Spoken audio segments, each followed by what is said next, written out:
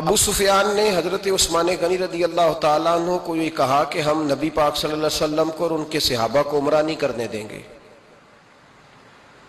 آپ اگر چاہیں تو وہ سامنے بیت اللہ شریف ہے، طواف کریں، آب زمزم پئیں، حجر اسود پہ جائیں، مقام ابراہیم پہ جائیں، صفا مروہ کریں، آپ چاہیں تو کر لیں۔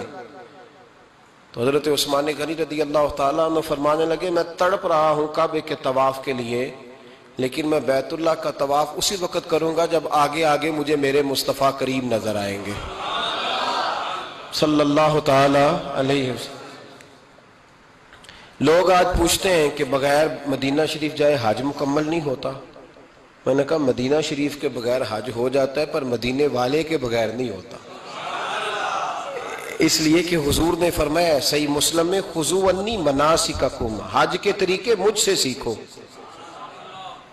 اللہ نے تو کہہ دیا حج کرو، تفصیل تو بتائی نہیں، تو اب آپ کو حضور سے سیکھنا پڑے گا۔ مدینے کے بغیر تو شاید حج ہو جائے، پر مدینے والے کے بغیر حج نہیں ہوتا۔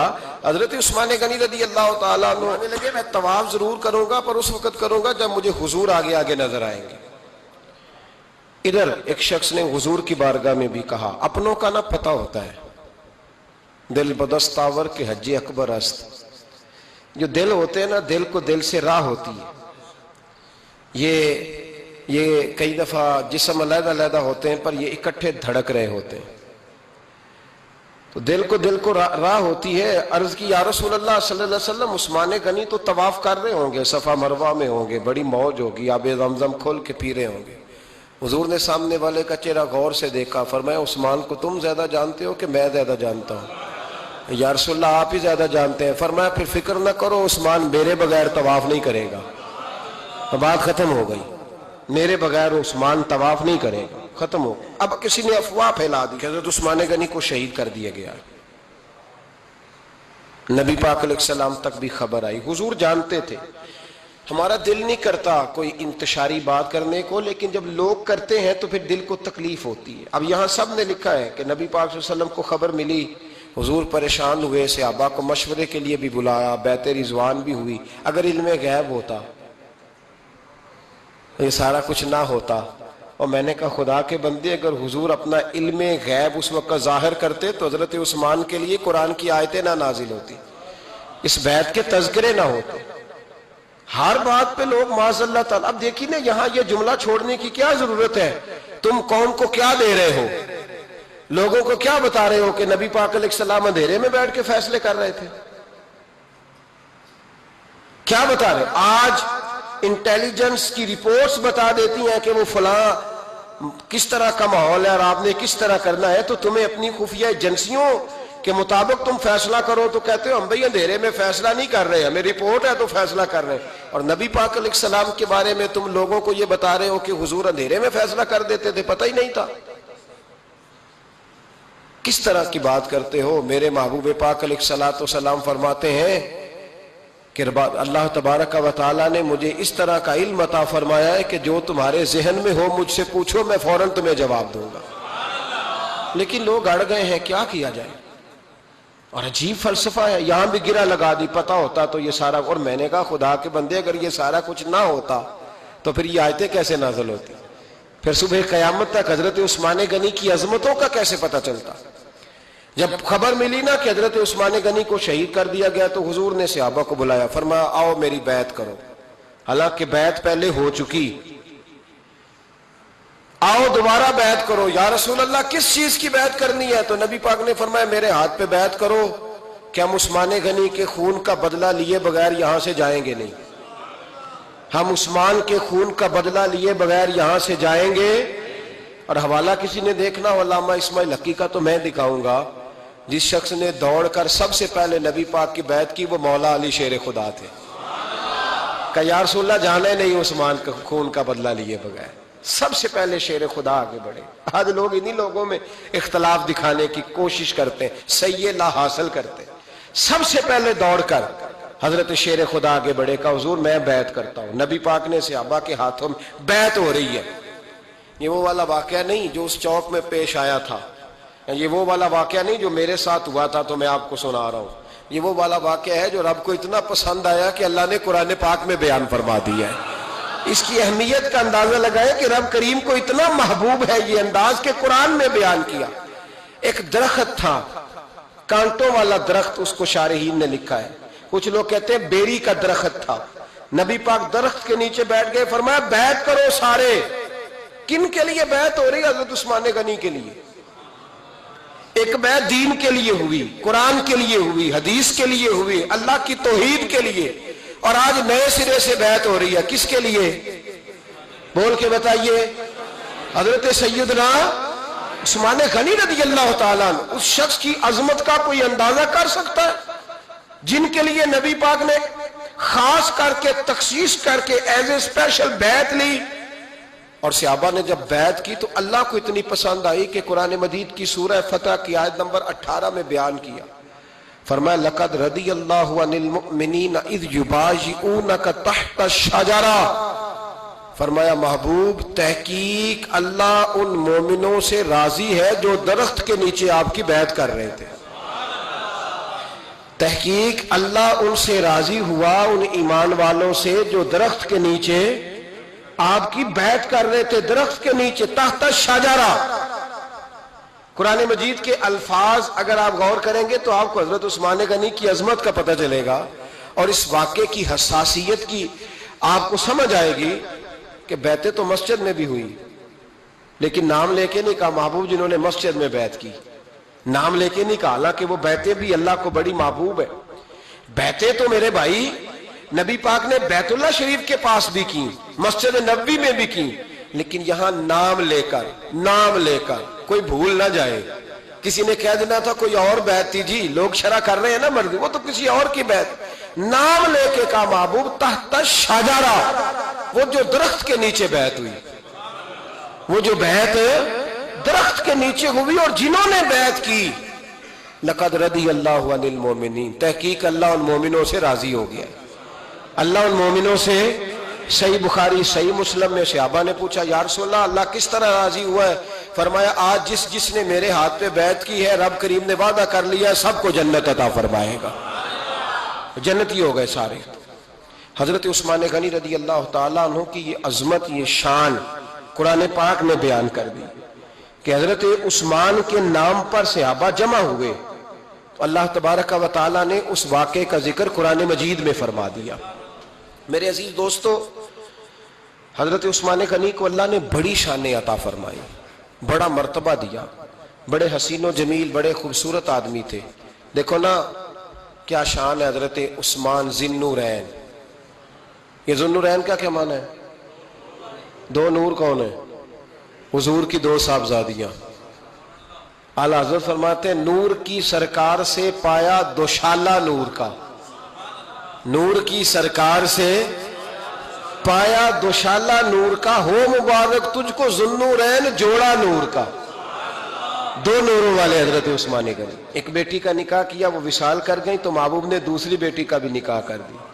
یہ جو بیچارے پراپوگنڈے والے ہوتے ہیں نا، یہ پہلے دن سے صرف پراپوگنڈے میں ہی ہے، یہ نہ محب بن سکے نہ محبوب بن سکے، ان کا نہ کوئی اپنا ہوا نہ انہیں کسی نے اپنایا، یہ پراپوگنڈے والے ہی ہیں، ساری زندگی چیم گوئیاں، کانوں میں باتیں، اپنا اپنا مزاج ہے نا جی، جس کے حصے میں جو ڈیوٹی آئی۔ کچھ لوگ وہاں بھی منافقین چیم گوئیاں کرنے لگے، دوسری بیٹی بھی دے دی، دوسری بیٹی بھی دے دی، دوسری بیٹی بھی دے دی۔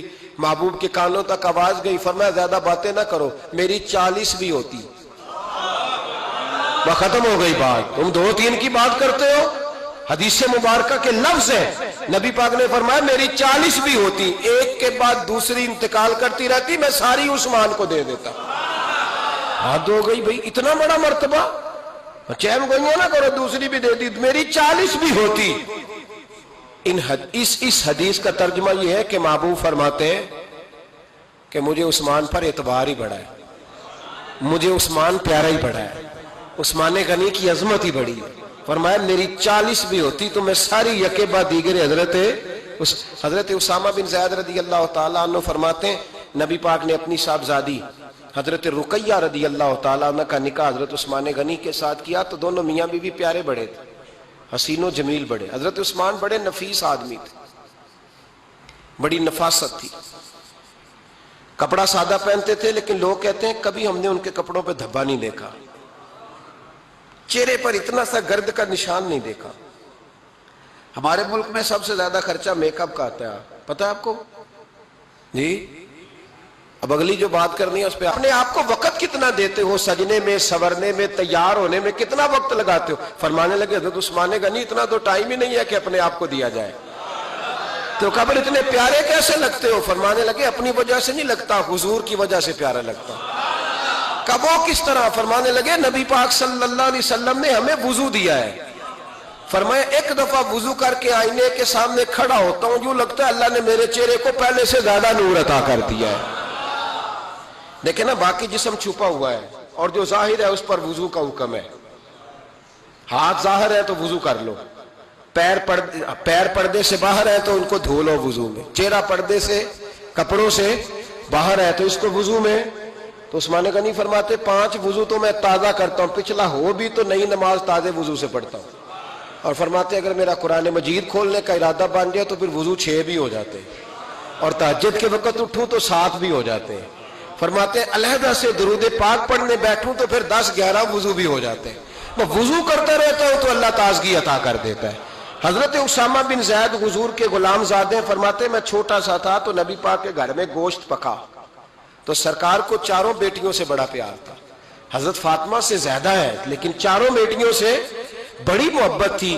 حضرت رقیہ اور جناب عثمان غنی کے گھر میں اسامہ بن زید کہتے ہیں حضور نے مجھے سالن دینے بھیجا, میں چھوٹا سا تھا اور ابھی پردے کی آیتیں بھی نہیں آئی تھی, حکم بھی نہیں آیا تھا. کہتے میں سالن دینے گیا, واپس آیا تو میں نے ان دونوں کو بیٹھے دیکھا تو میں نے اتنے حسین میاں بیوی کبھی دیکھے نہیں تھے اور میری طبیعت کھل اٹھی. فرماتے ہیں جب واپس آیا نا سرکار نے میرا چہرہ دیکھا, میں نے تو بات کرنی نہیں تھی, حضور نے چھیڑ دی. فرمایا میری بیٹی اور داماد کو دیکھ کے آئے ہو؟ یا رسول اللہ دیکھ آیا ہوں. فرمایا ایسا حسین جوڑا دنیا میں کبھی دیکھا ہے؟ کہا یا رسول اللہ اللہ کی عزت کی قسم کبھی دیکھا ہی نہیں. یہ ظاہری حسن اللہ نے حضرت سیدنا عثمان غنی رضی اللہ تعالیٰ عنہ کو عطا. ایک بات میری یاد رکھنا, حسن ظاہر کا نہیں ہوتا, حسن ظاہر کا نہیں ہوتا, ظاہر کا میک اپ ہوتا ہے. حسن ہمیشہ باطن کا ہوتا ہے. جن لوگوں کے اندر معصومیت ہوتی ہے ان کے چہروں پہ بھی آئی جاتی ہے. کوئی نہیں سمجھ آئی شاید آپ کو. اندر اگر بندہ کڑوا ہونا, کسیلا ہو, چہرہ نہیں روشن ہوتا. اس کی دلیل حدیث میں موجود ہے. نبی پاک صلی اللہ علیہ وسلم سے صحابہ نے کہا یا رسول اللہ اللہ کا ولی کون ہوتا ہے؟ فرمایا جس کا چہرہ دیکھنے سے اللہ یاد آئے. تو ولایت کا تعلق دل سے ہے, چہرے سے نہیں. ولایت کا تعلق بولیے دل سے ہے, چہرے سے ولایت کا تعلق نہیں ہے. لیکن حضور نے دلیل کیا دی؟ چہرہ دیکھو تو اللہ یاد آئے. گویا محبوب نے فرمایا کہ دل اگر ولی کا ہو تو پھر اللہ تعالیٰ دل کی برکت سے چہرہ بھی نورانی عطا فرما دیتا ہے. چہرہ بھی نورانی. بہت سارے میں نے ایسے بزرگوں کو دیکھا جن کے رنگ گورے نہیں تھے پر نورانی تھے. ہمارے علامہ فیض احمد اویسی صاحب رحمۃ اللہ علیہ میرے استاد گرامی کا رنگ گورا نہیں تھا لیکن جو بابا جی کو دیکھتا تھا فدا ہی ہو جاتا تھا. رنگ گورا نہیں تھا, گندمی تھا, لیکن کیا بات تھی چہرے کی معصومیت کی. تو یاد رکھیں حضرت عثمان غنی کے باطن میں جو حسن تھا, جو وقار تھا, وہ چہرے سے چھلکتا تھا. چند خوبیاں بڑی زیادہ تھی حضرت عثمان غنی میں, بہت زیادہ تھی چند خوبیاں. ایک بہت بڑی خوبی حضرت عثمان غنی کی جس کو نبی پاک نے بڑا چاہا, وہ تھا حضرت عثمان غنی کا سخی ہونا. مالا والے سخی نہیں ہوندے, مالا والے سخی ان کے پاس تو پیسہ بافر ہوتا ہے, کسی وقت 10,000 کا تعاون کاری دیتے ہیں کسی کے ساتھ, وہ سخی نہیں ہوتے. بھائی کسی ایک بندہ 1.5 کروڑ کی اسامی ہے تو کسی کو 20,000 کا تعاون کر دے, سخاوت تھوڑی ہے. کروڑوں روپیہ اس کے پاس پڑا ہوا ہے. مالا والے سخی, یہ میاں صاحب نے کہا, مالا والے سخی نہیں ہوندے. سخیاں کل مال نہیں ہوندا, سخیاں کل مال ہے اس لیے کہ جمع کریں گے تو رہے گا نا, وہ سخی جمع کرتا ہی نہیں. مالا والے سخی نہیں ہوندے, سخیاں کل مال نہیں ہوندا. ایتھے اوتھے دوویں جہان نہیں, سخی کنگال نہیں ہوندا. حضرت عثمان غنی رضی اللہ تعالیٰ عنہ فرماتے ہیں کہ جس دن حضور نے تبوک کے لیے جیش اسرا کے لیے اعلان کیا نا، تو حضرت عثمان غنی فرماتے ہیں کہ حضرت ابو بکر صدیق تو سارا مال لے آئے تھے، جناب عمر آدھا لے آئے تھے، مولا علی شیر خدا نے جی کھول کے دیا تھا، لیکن 800 گھوڑے بما پالان کی ضرورت تھی، یعنی 800 فوجیوں کا خرچہ، اپنے لفظوں میں بات کر رہا ہوں۔ فوجی کا خرچہ کیا ہوتا تھا کہ فوجی کا گھوڑا بھی چاہیے، گھوڑے کے ساتھ کجاوا بھی چاہیے، تلوار بھی چاہیے، نیزہ بھی چاہیے، تیر بھی چاہیے، لوہے کی جیکٹ بھی چاہیے۔ حضرت عثمان غنی کہتے ہیں نبی پاک نے اعلان کرنا شروع کیا، ایک دفعہ اعلان کیا تو میں نے کہا حضور 200 فوجی کا خرچہ میرا۔ تو نبی پاک نے دوسری دفعہ اعلان کیا تو کوئی اٹھا ہی نہیں، جنہوں نے دینا تھا وہ تو سارا کچھ پہلے ہی دے چکے تھے، کوئی اٹھا نہیں۔ کہتے مجھے بڑا عجیب لگا کہ میرے مصطفیٰ اعلان کریں۔ حضرت عثمان غنی فرماتے ہیں، شاہ ولی اللہ صاحب نے ازالت الخفا میں لکھا ہے کہ یوں پکڑ کے کہتے ہیں میں نے اپنا نا گریبان پکڑ لیا، عثمان تیرے نبی کو اعلان کرنا پڑ رہا۔ کہتے 1000 فوجی کا خرچہ چاہیے تھا، 1000 کا۔ عثمان کہتے تیسری دفعہ حضور نے اعلان کیا تو کہا یا رسول اللہ 200 اور ڈال لے۔ سنو سخی کس کو کہتے ہیں؟ حضرت عثمان غنی رضی اللہ تعالیٰ عنہ فرماتے ہیں میرے پاس کل خرچہ میرے پاس 800 فوجیوں کا تھا، میں سارا کچھ بھی گھر سے لے آؤں تو 1000 میں پھر بھی پورا نہیں کر سکتا تھا، لیکن جب نبی پاک نے چوتھی دفعہ کہا نا کہ اٹھو بھائی ابھی خرچہ چاہیے، عثمان کہتے ہیں مجھے لگتا تھا میرے گریبان پھٹ جائے گا، یار میرے محبوب کو اعلان کرنا پڑ رہا ہے۔ عثمان غنی فرماتے میں اٹھ کے کھڑا ہوا، میں نے کہا حضور اب آپ نے اعلان نہیں کرنا، آپ 1000 ہی میرے کھاتے میں ڈال دیں، میں سب کا بندوبست کرا دوں گا۔ فرماتے میں نے 200 فوجی کا خرچہ پکڑ دکڑ کے پورا کیا۔ 200 کا خرچہ، غریب اصل میں اللہ سے تجارت نہیں کرتا اس لیے امیر نہیں ہوتا، غریب اللہ سے تجارت کرے نا، اللہ سے اس کے رستے میں 200 دے کے 70 گنا کی امید رکھے یہاں بھی وہاں بھی، پھر امیر ہو جائے۔ یہ تجارت نہیں کرتا، یہ کہتا ہے اللہ کے رستے میں امیر خرچ کریں گے، میری نہیں ڈیوٹی۔ حضرت عثمان غنی کہتے ہیں میرے پاس 800 کا بندوبست تھا، میں نے 1000 کا دیا۔ حضور تشریف لے گئے، فرماتے ہیں جہاد سے جب واپسی ہوئی نا، ایک ایسا سودا تھا جس میں سے مجھے نفع کی امید ہی نہیں تھی، پر اللہ نے مجھے 11 گنا نفع عطا فرمایا۔ مالا والے سخی نہیں ہوں گے، سخیاں کل مال۔ دیکھیں نا جنت البقیع، وہ والا قبرستان جس میں کوئی دفن ہو جائے تو نبی پاک کی سفارش کا حقدار ہو گیا، وہ والا قبرستان جس کا نام ہی جنت ہے۔ وہاں نا ایک یہودی اپنے جانور باندھا کرتا تھا، تو سرکار ایک دن اس طرف گئے تو واپس آئے، حضرت عثمان غنی قریب کھڑے تھے، نبی کریم صلی اللہ تعالی علیہ وسلم نے فرمایا عثمان اس جگہ کی طرف ذرا چکر لگانا، جگہ بڑی اچھی ہے۔ عثمان غنی گئے، جگہ خرید کے واپس آ گئے۔ حضور نے فرمایا ہوا ہے؟ عرض کی حضور خرید آیا ہوں۔ فرمایا میں نے تو چکر لگانے کا کہا تھا۔ کہا یا رسول اللہ آپ نے یہ بھی تو فرمایا تھا جگہ بڑی اچھی ہے، تو جس کو آپ نے اچھا کہہ دیا یہودی کے پاس تو نہیں نہ رہنی چاہیے، تو میں نے خرید دی۔ شرم نہیں آتی لوگوں کو۔ حضرت عثمان کے بارے میں بات کرتے ہیں، جس قبرستان میں سیدہ پاک بی بی صاحبہ حضرت فاطمہ الزہرا آرام کر رہی ہے، وہ زمین حضرت عثمان نے تحفہ دی ہے۔ حیا نہیں آتی بات کرتے؟ شرم نہیں آتی؟ یہ صدقہ سیدہ فاطمہ کا ہی ہے، انہی کے لیے اللہ نے تحفہ دیا، اور اس کے پیسے حضرت عثمان غنی نے ادا کیے۔ پھر اس قبرستان میں سیدہ پاک نے آرام کیا، پھر اسی قبرستان میں عثمان ابن مسعود نے آرام کیا، پھر اسی قبرستان میں حضرت حلیمہ سعدیہ لیٹی ہوئی ہے، اسی قبرستان کے اندر نبی پاک کی زوجہ سیدہ عائشہ آرام کرتی ہے، پھر اسی زمین پر میرے محبوب کے پیارے نواسے امام حسن آرام فرمائے۔ حضرت عثمان غنی رضی اللہ تعالیٰ عنہ کے بارے میں بات کرتے تیری زبان نہیں کانپتی؟ ان کو بات کرتا ہے جن کے تحفے اہل بیت نبوت نے قبول فرمائے، اور وہاں آرام کرنا انہوں نے پسند کیا، اتنا بڑا جرت بند ہو گیا تو۔ حضرت سیدنا عثمان غنی رضی اللہ تعالیٰ عنہ سخاوت کی تو کمال کر دیا حضرت عثمان غنی، اور پھر ضرورت سے زیادہ پیسے دے کے۔ وہ کنویں کی بات بڑی معروف ہے، میں نے بس اشارہ کرنا ہے، نبی پاک نے بھی اعلان کیا تو بڑا ہی اعلان کر دیا، فرمایا وہ میٹھے پانی کا کنواں ہے، قبضہ یہودی کا ہے، جو بندہ خرید کر وقف کرے گا نا اسے کیا ملے گا؟ تو حضور نے فرمایا میری جیب میں جنت کی ٹکٹ ہے۔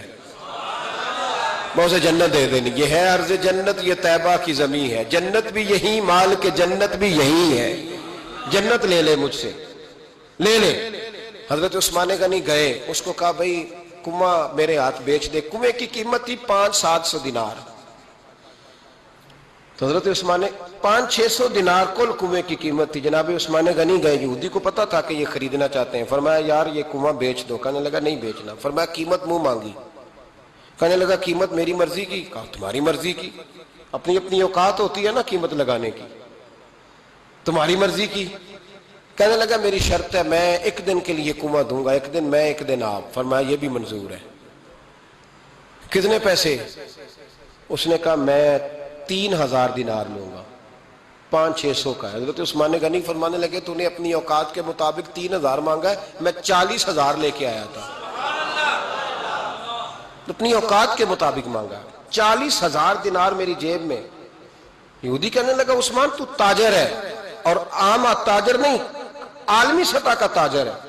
لوگ تیری تجارت کی مثالیں عرب میں دیتے ہیں، پر 500-600 کا کنواں 40,000.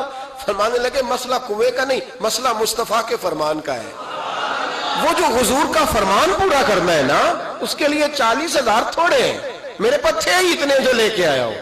حضرت عثمان نے پیسے چکائے. اس نے کہا ایک دن پانی ملے گا. فرمایا منظور ہے. وہ ایک دن بیچا کرتا تھا پانی. حضرت عثمان نے اعلان کر دیا جو میرا دن ہے نا فری پیو، اپنے بھی پیو، بیگانے کا اعلان کوئی نہیں کرنا، میرا کوئی پروگرام نہیں. لیکن آپ مطلب ہلکا ہلکا ایسے ایسے دیکھیں گے، سوچیں گے، غور کریں گے. او بھائی پیسہ بھی بانٹنے سے، چلو بولو تو صحیح نا، اس پر بھی آپ حامی تو بھرے نا، سچی بات کر تو لینی چاہیے نا.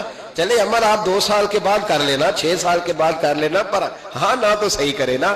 پیسہ بھی ہمیشہ بانٹنے سے. ملا رومی رحمت اللہ علیہ فرماتے ہیں کنویں سے سادہ پانی نکل جائے تو تازہ آ جاتا ہے، اور اگر پانی کنویں کے اندر رہے سارا ختم نہ ہو تو باسی ہو جاتا ہے. اس لیے فرمایا کرتے تھے میں اس کنویں سے پانی پیتا ہوں جس پہ رش زیادہ ہوتا ہے، اس لیے کہ وہاں سے پانی ختم ہوتا ہے تو تازہ آتا رہتا ہے. فرماتے تو اللہ کے رستے میں سارا خرچ کر دے، اللہ تازے عطا کر دے گا اور پہلے سے زیادہ عطا کر دے گا. میرا آپ کا مسئلہ یہ ہے کہ تجارت بندوں کے ساتھ ہے. بندوں کے ساتھ جو تجارت ہے نا، بندے کنجوسی کر جاتے ہیں. بندے کا تو صحیح کام چل جائے تو پارٹنر کو فارغ کر دیتا ہے، یہ تو فارغ ہے. اور اگر کبھی کسی کی دکان میں کوئی کرایہ دار اچھا اس کی دکان چل جائے تو مالک کہتا ہے تو جا، اب دکان میں نے خود کھولنی ہے، وہ فارغ کر دیتا ہے. بندوں کا تو مزاج ہے. اور اللہ تبارک و تعالیٰ سے جب تجارت ہوتی ہے نا، میں نے ایسے لوگ دیکھے جن کے گھروں میں لاکھوں روپیہ ماہانہ آتا ہے، غربت نہیں جاتی. ان کو سوچنا چاہیے کہ کثرت والا پیسہ آیا ہے پر برکت والا نہیں آیا. حضرت عثمان غنی رضی اللہ تعالیٰ عنہ فرماتے ہیں کہ میں نے پہلے بھی میں بڑا تاجر تھا، لیکن جب سے مصطفیٰ کے نام پر خرچ کرنا شروع کیا، پھر کہاں کہاں سے آیا کب. اور بڑی سیانی بات فرماتے ہیں. آپ فرماتے ہیں میں کلمہ پڑھنے سے پہلے تجارت کو وقت زیادہ دیتا تھا، اور مسلمان ہونے کے بعد میں نے تجارت کو ٹائم تھوڑا دیا، پر اللہ نے روزی مجھے زیادہ عطا فرمائی. اس لیے برکت پر ہماری توجہ نہیں رہی، غیبی خزانوں پر خیال ہم نے چھوڑ دیا ہے. غیبی خزانوں سے جو چیز ملتی ہے وہ زیادہ ملتی ہے، جو مادی ذرائع سے ملتی ہے وہ چیز کم ہوتی. حضرت عثمان غنی پر الزام لگا جب آپ کا دور حکومت تھا. یہ یاد رکھیں کہ سب سے زیادہ الزامات حضرت عثمان غنی پہ لگائے گئے. جن بندوں کے قد کاٹ زیادہ ہوتے ہیں ان کے خلاف پراپوگنڈے بھی لمبے چوڑے ہی ہوتے ہیں. بڑی بڑی بات یاد رکھنا. کہا گیا کہ حضرت عثمان لوگوں کو نوازتے بڑا ہے، بڑا دیتے ہیں حضرت عثمان غنی. تو حضرت عثمان غنی فرمایا کرتے تھے حکمران تو میں آج بنا ہوں تو میں تو پہلے بھی بڑا دیتا تھا، وہ کس خزانے سے دیتا تھا؟ آپ جواب دیا کرتے. دیکھیں ذرا، لاکھوں لوگ حج کرنے آتے تھے، پر حضرت عثمان غنی حج کرنے جاتے تو اعلان کر دیتے کہ کوئی حاجی حج کے موقع پر آ کے کھانا نہ پکائے، سب کو کھانا عثمان غنی اپنی جیب سے دیا کریں گے. مینا میں لنگر کھانا ہوتا تھا حضرت عثمان غنی کا، مینا میں. فرماتے تھے کھاؤ حاجیو جتنا کھا سکتے. اور پھر حضرت عثمان غنی کا اعلان تھا، خدام کو کہتے تھے میں آخر میں کھاؤں گا، پہلے میرے سارے آنے والے حاجیوں کو کھلایا جائے. ایک مجھ سے نا ایک دوست نے سوال پوچھا 4-5 دن ہو گئے. کچھ سوال ایسے ہوتے ہیں جو بندے کو نا چوراہے پہ لا کے کھڑا کر دیتے ہیں. زندگی میں نہ بھولنے والے سوالات ہوتے ہیں۔ ایک شخص نے سوال پوچھا، کہنے لگا اوکاڑے دینی اور مذہبی گھرانہ ہے، اوکاڑے سے تعلق ہے، میرے ساتھ محبت کا رشتہ ہے۔ کہنے لگے بیٹی کی شادی کر دی ہے راول پنڈی میں، آپ کی بھی بیٹیاں ہیں، میری بھی بیٹی ہے، بیٹی کی شادی کر دی ہے راول پنڈی میں، اب بچی چند دن رہنے آئی ہے، پوچھنا یہ ہے کہ نماز پوری پڑے گی کہ قصر پڑے گی؟ تو میرا تو اس نے کام کر دیا، حد ہو گئی، رو رو کے برا حال۔ میں نے کہا یار تو بند کر دے فون، رات کو بتاؤں گا۔ کیا پوچھ لیا یار تو نے؟ بیٹی مسافر نہیں ہوتی، بیٹی تو مہرانی ہوتی ہے باپ کے گھر کی۔ وہ بیٹی مطلب کیسے بتاؤں کہ دل کرتا ہے کہ بیٹی وہ صرف ہنسے، وہ روئے کبھی نہ، یہ دعا ہوتی ہے۔ تو نے اتنا بڑا سوال کیوں کیا؟ بہرحال علماء کو کچھ چیزوں کے جواب دینے پڑتے ہیں۔ میں نے کہا میں رات کو بتاؤں گا۔ رات کو پھر فون آیا کہ آپ تو بڑی جلدی جواب دینے کے عادی ہیں، تو دیر کیوں کر دی؟ تو میں نے کہا یار جواب تو میرے پاس تھا لیکن ہمت نہیں تھی ابھی۔ تو میں نے کہا کہ اگر تو بیٹی آئی ہے والد کے گھر میں اور ابا جی کا پروگرام ہے اسے جائیداد میں سے حصہ دینے کا، تو پھر تو بیٹی نماز پوری پڑے گی، لیکن اگر ابا جی نے علیحدہ کر کے انگوٹھا لگوانا ہے تو پھر بیٹی مسافر ہے۔ اگر ابا جی نے اس کو علیحدہ کر کے انگوٹھا لگوانا ہے نا کہ دے دے بھائیوں کو، خیر ہے تیری شادی پہ خرچہ کر دیا ہے، اگر ابا جی کے دل میں، میں نے کہا یہ ابے سے فتویٰ پوچھ لو، اگر ابا جی کے دل میں چور ہے نا کہ بیٹی کو دینا کچھ نہیں، تو پھر بیٹی نے نماز قصر پڑھنی ہے، اس لیے کہ پھر وہ وہاں حصے دار۔ اس کی دلیل حضرت عثمان غنی رضی اللہ تعالیٰ عنہ حج کے لیے تشریف لے گئے، تو لوگوں نے حضرت عثمان غنی سے کہا کہ نبی پاک بھی قصر نماز پڑھتے تھے، حضرت عمر بھی حج کے موقع پر قصر پڑھتے، حضرت ابو بکر بھی، آپ کیوں پوری پڑھتے؟ فرمایا ان کا مکے میں گھر کوئی نہیں تھا، میرے تو پورے کے پورے باغ ہیں، تو میں یہاں مسافر نہیں ہوں، میں یہاں مقیم ہوں، تو اگر تو بیٹی کا حصہ بھی ہے ابا جی کے گھر میں تو پھر وہ نماز پوری پڑے گی۔ لیکن اگر ابا جی نے اللہ تعالیٰ خیر فرمائے بیٹوں کے حق میں فیصلہ سنا دیا ہے اور انہوں نے بیٹی سے کہہ دیا ہے کہ چھوڑ، جو بیٹیاں حصہ لیتی ہیں ان کے بھائی نہیں ملتے تو نہ ملے بھائی، کوئی عرض نہیں، ضروری ہے ظالم بھائیوں سے رابطہ رکھنا جو کھا جائے بہنوں کا حصہ۔ والد ظالم ہے، ظالم ہے باپ، بیٹے کو حصہ دیتا ہے بیٹی کو نہیں دیتا۔ اور یہ 1.5 مربے والے جاگیردار کی بات نہیں کر رہا جس کا 4 مرلے کا مکان ہے، اس کی بیٹی کا بھی حصہ بنتا ہے۔ کیوں کھاتے ہو بیٹیوں کا حصہ؟ ڈر نہیں آتا اللہ تعالیٰ سے؟ کیوں کھاتے ہیں لوگ بیٹیوں کا حصہ؟ جب اللہ رسول نے رکھا ہے تو کیوں کھا جاتے؟ اور پھر کہتے ہیں جناب بڑا پیار ہے بیٹی سے، رونے دھونے کے لیے پیار ہے۔ تو یاد رکھیں حضرت عثمان غنی رضی اللہ تعالیٰ عنہ کا لنگر چلتا تھا۔ تو میرے بھائی ایک اور بہت بڑی خوبی حضرت عثمان غنی کی، تیسری، وہ یہ تھی کہ آپ میں اللہ نے بہت زیادہ حیا رکھی تھی۔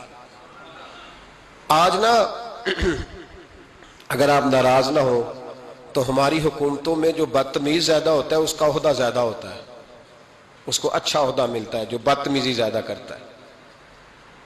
اور ہمارے ہاں نوجوان سمجھتے ہیں کہ کھل کے پھرنا، کھل کے کھانا، مرضی کا لباس پہننا۔ ہمارے ایک بزرگ فرمایا کرتے تھے جب سے پیسے لوگوں کے پاس زیادہ آئے ہیں لباس چھوٹے ہو گئے، پیسہ زیادہ آ گیا کپڑے جسموں پہ سکڑ گئے۔ لوگ سمجھتے ہیں کہ بس جو دل میں آئے کہہ دینے کا نام جمہوریت ہے، آزادی رائے ہے۔ حضرت عثمان غنی رضی اللہ تعالیٰ عنہ شرم و حیا کے پیکر تھے، بڑا پیسہ تھا، بڑا کچھ تھا، لوگ ڈرتے تھے، سردار بھی تھے، جو چاہتے کر سکتے، روب طاری ہوتا۔ لیکن عثمان غنی کو جب بھی کوئی دیکھتا تھا کسی کونے میں بیٹھے نظر آتے تھے، چھپے ہوئے، پیچھے، شرم و حیا، نفاست پسندی، بڑھ بڑھ کے آگے ہونا، ہر ویڈیو میں شامل ہونے کی کوشش کرنے کا نام پیار نہیں ہے۔ نفاست پسند جو لوگ ہوتے ہیں وہ اکثر چھپے ہوئے ہوتے ہیں، ان کا پتہ ہی نہیں ہوتا لوگوں کو کہ پیچھے دراصل ہے کون۔ دیکھیے نا بڑی معروف حدیث ہے صحیح مسلم میں، نبی پاک صلی اللہ علیہ وسلم آرام فرما رہے تھے، حضور نے تامت مبارک باندھی ہوئی تھی، لیٹے ہوئے تھے سرکار۔ تو جب آدمی لیٹتے تھے نا، ہمارے بزرگ بھی جب لیٹتے ہیں تو تامت کو سمیٹا کرتے تھے تو گھٹنوں تک آ جاتی تھی، دیکھا نا آپ نے، گھٹنوں تک تامت آ جاتی جب لیٹتے۔ تو سرکار بھی لیٹے تھے، پردے کی ابھی آیتیں نہیں آئی تھی، دروازے پہ دستک ہوئی، حضرت عائشہ صدیقہ عرض کرنے لگے یا رسول اللہ میرے ابا جان جناب ابو بکر صدیق آئے۔ حضور نے فرمایا بلا لو. حضرت عائشہ کہتی ہیں وہ آ کے بیٹھ گئے, حضور لیٹے رہے. پھر دستک ہوئی, اب کون ہے؟ کہا سیدنا فاروق اعظم. کہا عائشہ آپ ساتھ والے حجرے میں چلی جاؤ. اماں جی وہاں چلی گئی. تھوڑی دیر کے بعد حضرت عمر آئے, حضور لیٹے رہے. جناب عائشہ کہتی ہیں پھر دستک ہوئی, اب کون ہے؟ فرمایا عثمان غنی. نبی کریم نے فرمایا اسے کہو ذرا ٹھہر جائے.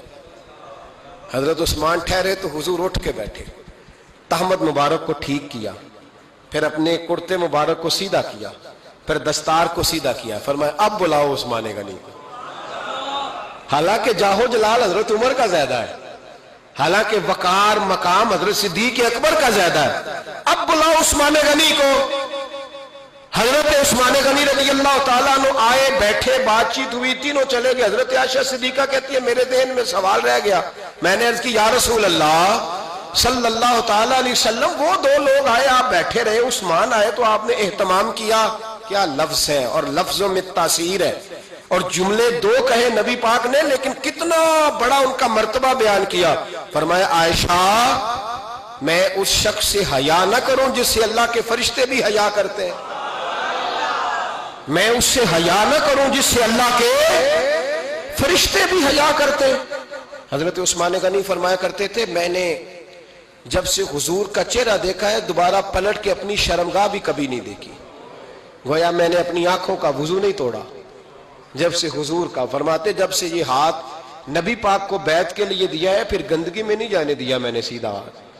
حضرت عثمان غنی فرمایا کرتے تھے میں اپنے گھر کے اندر اپنے غسل خانے میں چار دیواری کے اندر بھی کپڑوں سمیت غسل کرتا ہوں, مجھے حیا آتی ہے غسل خانے میں بھی کپڑے. اور سنو ایک اور بڑی بات اہم, آپ فرمایا کرتے تھے میری جو محرم عورتیں ہیں نا, محرم پھپھی خالہ, میری جو محرم عورتیں ہیں, فرمایا کرتے تھے میں نے کبھی ان کے بھی چہرے آنکھ بھر کے نہیں دیکھے, ان کے بھی چہرے کبھی میں نے آنکھ بھر کے نہیں دیکھے. جو میری محرم عورتیں ہیں پھپھی خالہ, فرماتے تھے ان سے بھی جب بات کرتا ہوں تو میں چہرہ جھکا کے. ہمارے ہاں تو کزن ایک دوسرے سے سلام لیتے ہیں, لڑکیاں لڑکے کزن ایک دوسرے سے سلام لیتے ہیں. بچیاں آیا کرتی تھی تو میری کبھی کبھی مجھے بتایا جاتا تھا, میں نے ایک پابندی لگا دی بچیاں جب مدرسے میں آتی تھی کہ جو دور سے بچی آئے اس کو جس آدمی کا نام لکھا ہو بتایا جائے وہی لینے آئے. ایک دن مجھے اطلاع دی گئی کہ آپ تھوڑی دیر آئیں. میں گھر گیا تو مجھے بتلایا گیا کہ ایک بچی ہے تو اس کو جو پہلے لینے آتا تھا وہ نہیں آیا, کوئی اور آیا. میں نے اس کے بھائی کو فون کیا کہ آپ لینے نہیں آئے. کہنے لگے یہ کزن ہے ہمارا, اس کے ساتھ بھیج دیں, آپ ہمارا ہی کزن ہے, خالہ زاد ہے. میں نے کہا یار آپ کہاں ہو؟ کہنے لگے مجھے 20-25 منٹ لگ جائیں گے. تو میں نے کہا ابھی کلاسیں بھی جاری ہیں تو آپ ہی آ جانا خود ہی. میں نے کہا سب آپ بھیج دیں, مجھے اعتبار ہے اس پہ. میں نے اس کو ایک بات کہی جو آپ کو بھی کہتا ہوں, میں نے کہا یار تمہیں اعتبار ہے تو اللہ رسول کو اعتبار کیوں نہیں؟ انہوں نے کیوں غیر محرم بنایا ہے؟ عجیب تماشا ہے. مجھے پھپھی ذات پہ, خالہ ذات پہ, ماموں ذات پر اعتبار ہے, نبی پاک کو کیوں نہیں؟ آپ کو زیادہ پیار ہے لوگوں سے یا نبی پاک کو امت سے زیادہ پیار ہے؟ کیا مطلب تماشا ہے, کیا مزاج بنا لیا میں نے اور آپ؟ نبی پاک نے ایک شخص پر اعتبار نہیں کیا, پر میں اس سے پردہ کرو. آپ نے اور میں نے کیسے کر لیا؟ نبی پاک نے خالہ ذات, پھپھی ذات, دیور پر, جیٹ پر, سالے پر, بہنوئی پر اعتبار نہیں کیا, پابندی لگا دی. تو نے کیسے کیا؟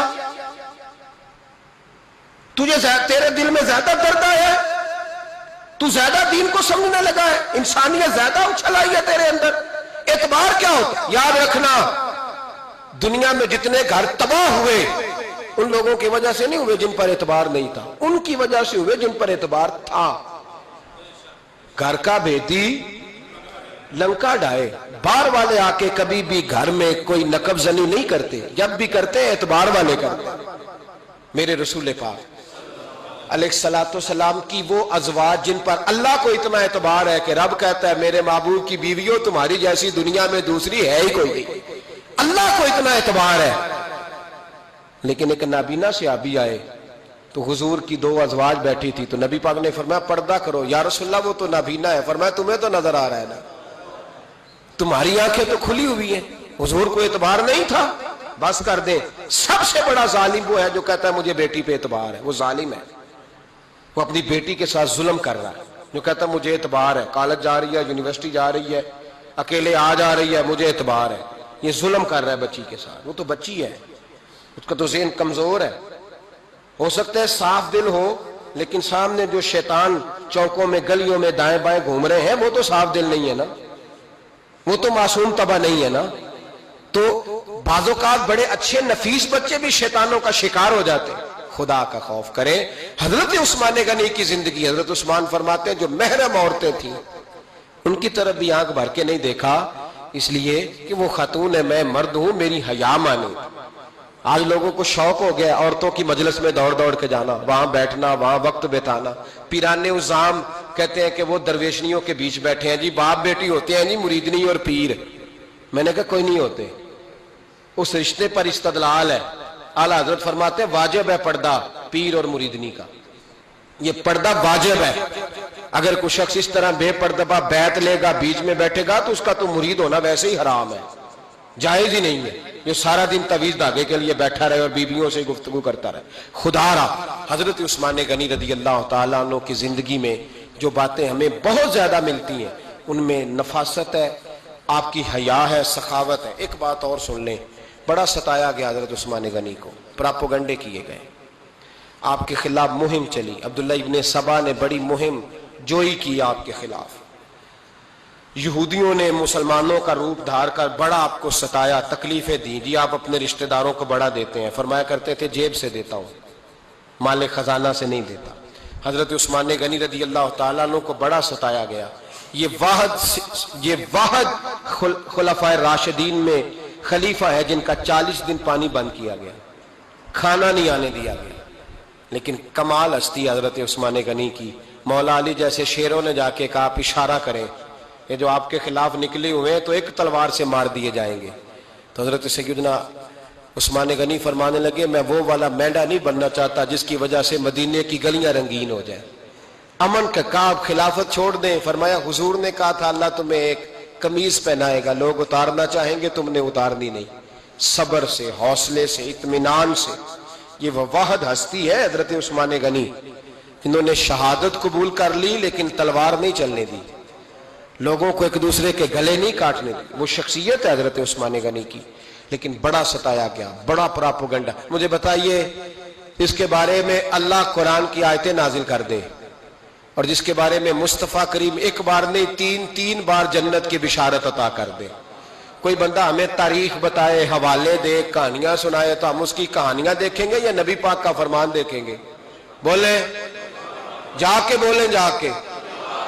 کسی کہانی پر کبھی بھی کان. بس ایک حدیث میں نے بڑی دفعہ سنائی ہے, پھر سناتا ہوں, ترمذی میں ہے. نبی پاک جنازگاہ تک گئے جنازہ پڑھنے. یا رسول اللہ فلاں آدمی انتقال کر گیا, جنازگاہ تک تشریف لے گئے جنازہ پڑھانے, لیکن جنازگاہ تک پہنچ کر محبوب نے فرمایا اس کا جنازہ نہیں پڑھانا. یا رسول اللہ کیوں؟ فرمایا اس لیے کہ یہ عثمان غنی سے بغض رکھتا تھا. تو حضور تو اس کا جنازہ نہیں پڑھتے. خبردار کسی داستان پہ کان نہ دھریں, عقلیں دوڑاتے پھرتے ہیں لوگ, ایسے ہوا تھا تو ویسے ہوا تھا تو اس نے کہا تھا تو اس نے کہا تھا. ہمیں اس کی اس کی نہیں خبر, ہمیں تو مصطفیٰ کا پتہ ہے. جو حضور نے جن کی شان بیان کر دی ان کی شان پر ہم کسی تاریخ کا حوالہ مزید ضرورت محسوس ہے. بس اپنی طبیعت میں سادگی اور صفائی پیدا کریں, سخاوت پیدا کریں, حیا پیدا کریں. یہ حسن ہے. اس حسن کو حضرت عثمان غنی نے تقسیم کیا ہے. اللہ سمجھنے کی توفیق عطا فرمائے. آخر دعوانا